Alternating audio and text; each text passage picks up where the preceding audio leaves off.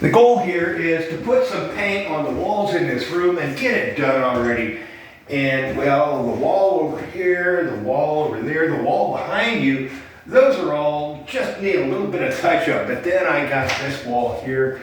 I described this in yesterday's video.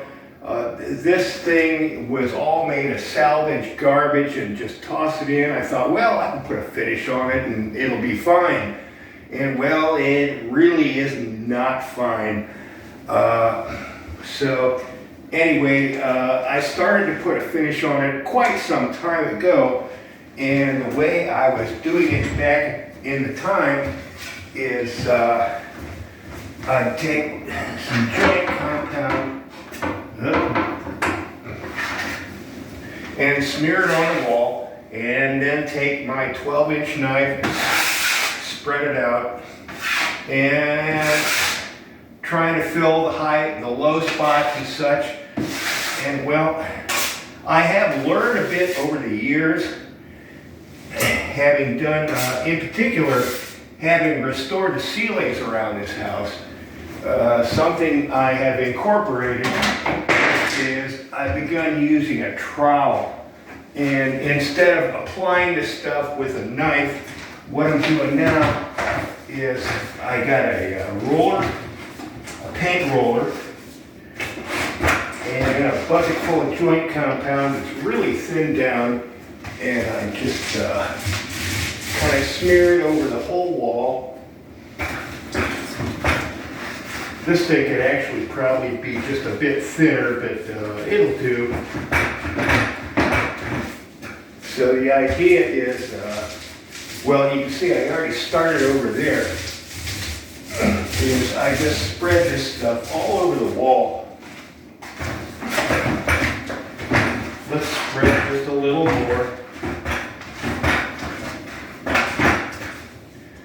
And, well, okay, we got some joint compound on there.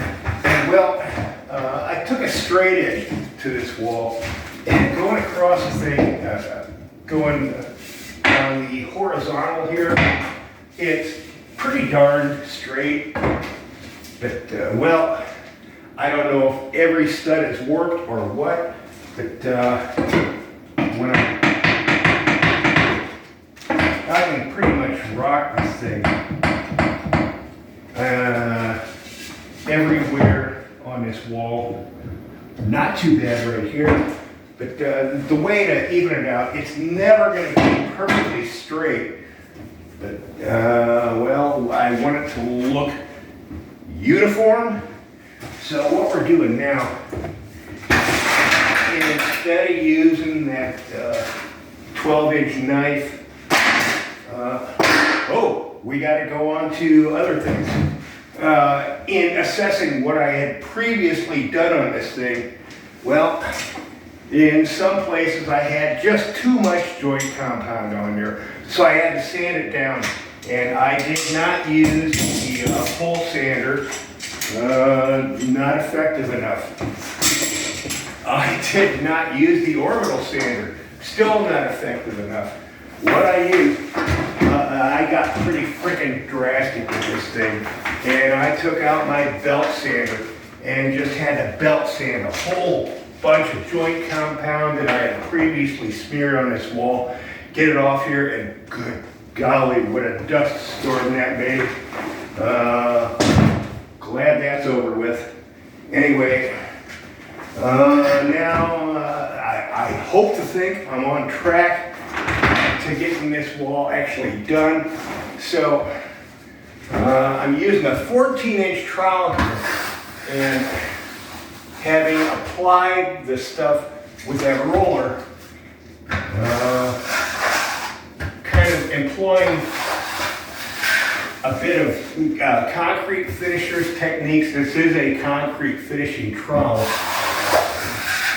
It has a slight curve to it. I guess there are also flat trowels. I don't have one, so I'm using what I got.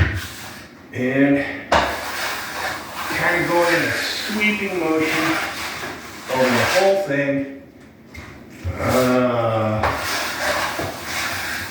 I am Sometimes I go in a straight line, like so. But for the most part, I find with this irregular wall, what works best is to go in sort of a curving, sweeping motion. And I get little voids like that. Take the excess on the trowel. Pretty much the same as what you would do if you're finishing concrete. And going over it again and again. And I'm probably going to have to spend 2-3 days, multiple applications of this to get it just right. But geez, if I had half a brain, I would have just torn out all this shit work and put in new drywall and started over.